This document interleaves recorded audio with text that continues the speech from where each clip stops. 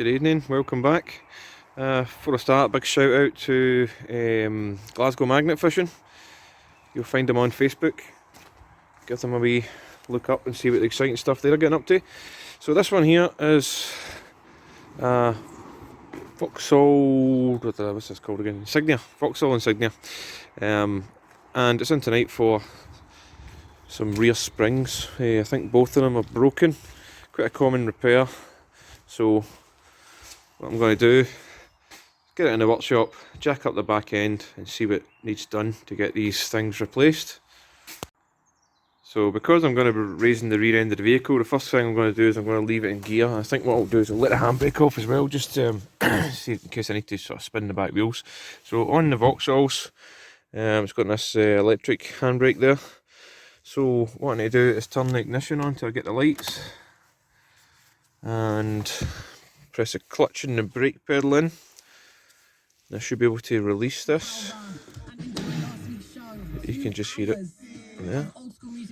So hopefully that's it off. I can just turn the ignition key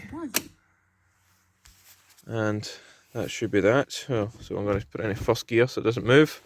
I can come off all the pedals and that should be the vehicle locked. So remove the little plastic caps off the nuts. They just sort of pull off, so if you get a pair of pliers or a little screwdriver or something and wedge them out. I've got the locking wheel key ready. So it's a 22mm socket on them, so I'm going to crack them off. I'm not going to remove them at this point, I'm just going to like crack them off and then jack it up, and then we'll remove this wheel and see what it looks like inside. Now that I've cracked all those nuts, I'll put a jack under it and lifted it off the floor. You can see, so I'm going to just remove this road wheel. Now that's the road wheel removed, the first thing to do is identify the fault. It's not too difficult on this one. As you see, a nice big broken bit on the spring, and it's kind of sitting a bit lopsided, as you can see. There's a bottom bit, and then that's not exactly parallel, is it? So that is your problem on this side. So I think I just need to remove this bolt. Hopefully that's all I need to do. Yeah, if I remove that bolt, hopefully there's enough play in that bush that's in there to allow me to drop this arm down a little and slip the new spring in. So if there's not, I'll just need to work on that bolt as well, but that's, you know, a nice rusty bolt. So only really want to work on this one rusty bolt if I can avoid it. So yeah, get some wire brush and WD-40 and we'll clean this up and hopefully give it the best chance of coming out first time. Now these are 18s, an 18 head and an 18 nut behind it. So you get an 18mm spanner on the back and a breaker bar or whatever you've got here, and just try and get that unwound. So you don't want to take it out just yet, because there will be spring tension on this arm. So if you pop that out, there's a chance it could, you know, uncontrollably hit the deck. So I'm going to just stick a little jack underneath there just to hold it while I take this bolt out, so that I can lower that and have full control over how the spring decompresses. There we go, something like that. So I'm not jacking up the vehicle, I've just jacked it up and just so it's resting against there. So if that does pop a little bit, it's not going to go anywhere because the jack's holding it in place. So I'm going to remove this bolt and the nut at the back. So like I said, when I took that off, there was some, obviously the shocker started moving up, there was some spring tension on this. So I've slowly lowered it down, and there's enough play in that I can get that spring out now. Let's see if I can do it with one hand. Right, I'm going to need two hands for this one. So there we have old versus new. So first thing I notice is these coils at the bottom. So I've just put this together just to get a rough idea of size and dimensions, just to make sure that the parts are right. This is why it's very important to check your parts before you actually go to the hassle of trying to fit them.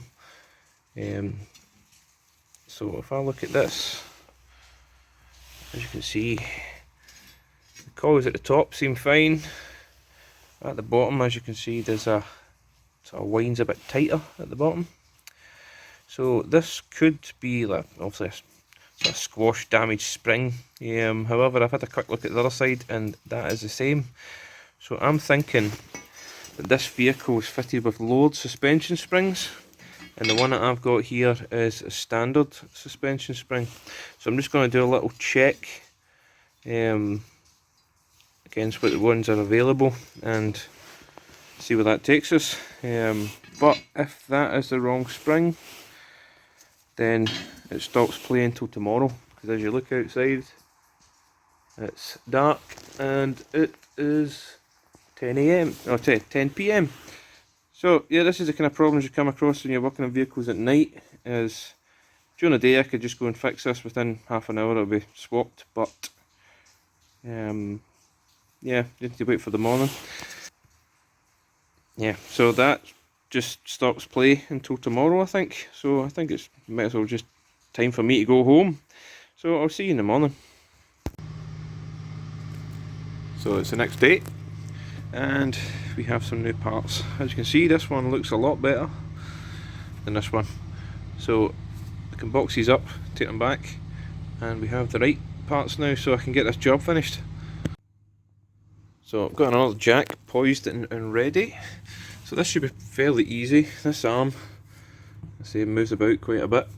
So I've got the rubber boot in there. I put the rubber boot at the top.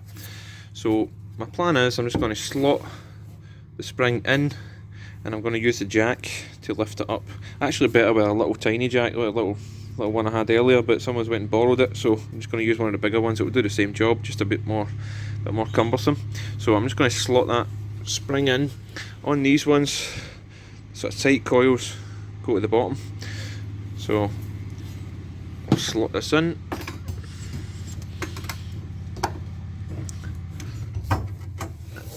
And get it in at the top.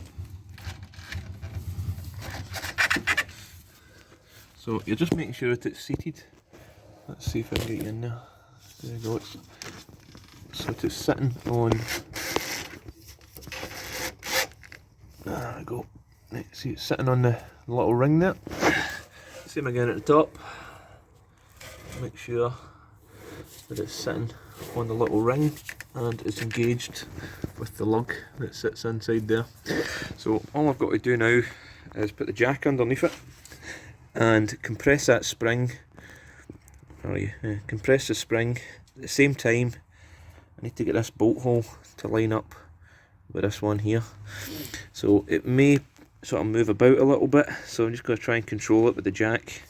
I might need to push down a little bit on the hub just to try and get it to line up, but I'll jack that into position and get the bolt through it, and that'll be this almost done. The jack's in place and I'm just lifting it up. Again, all the while you're just making sure that it's still located there and still located at the bottom.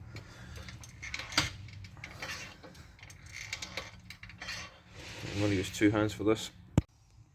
So it was sitting slightly off there, it was sitting more to this side, so it wasn't going to quite match up. So I'll just give it a little tap with the hammer just to get it straightened.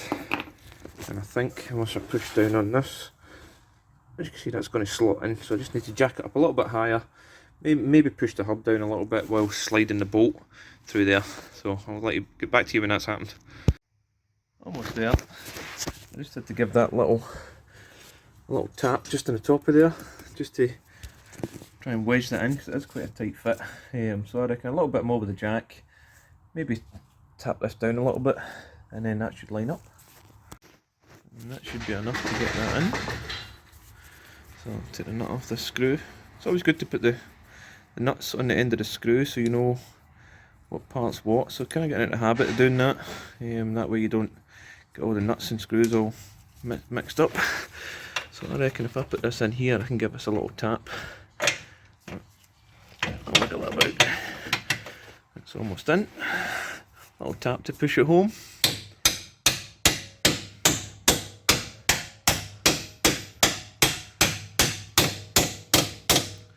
There we go.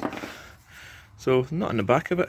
Tighten it up. There will be a torque setting on this, but just tight as you can get it is good enough. And then we can let this jack away. And that's this one side done. There we have it, bolt back in, and the nut in the back of it has been tightened up. So all I need to do now is let this jack out, and the hub might drop a little bit, but don't be worried about that. Everything's all back in its place. You can see it dropping. There we go.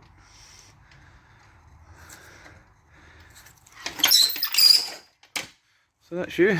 Again, just double check. She's seated at the top and she's seated at the bottom.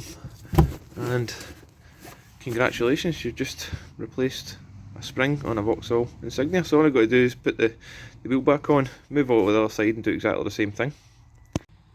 Here's a quick look at the one on the other side. And you can see this one isn't broken, but it is a little bit corroded. But the main reason why I'm changing both of them is when you're doing things like this, it's always ideal to change them in pairs, so that firstly you've got a matching pair. There will be slight minor differences between different manufacturers, so it's a potential that one spring could be slightly longer than a different manufacturer's spring. But in this instance, this spring will be worn, so it may be slightly more compressed than the nice shiny new one at the other side. So there's the chance that the new one will sit a bit higher than the old one. So again, just replace them in pairs if you can. So this is the only reason why this one's getting replaced.